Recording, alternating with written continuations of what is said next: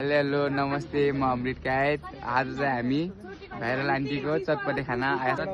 हामी चाहिँ टिकटकमा अनि फेरि हाम्रो दाइ कबिर भ्लग अनि कुमार पुन भ्लग अनि धेरै टिकटकहरूमा हेरेर अनि हामी चाहिँ आज यहाँ आएको। अनि स्पेसल चाहिँ कबिर दाइको कबिर भ्लगदेखि चाहिँ आएको। यहाँ एउटा गाना चाहिँ सुनेरै जानुपर्छ, कबिर दाइसँग गाएको गाना शिरबन्दीवाला के बारी हो त्यो थाहा भएन। एउटा गाना चाहिँ सुनेर जानुपर्छ।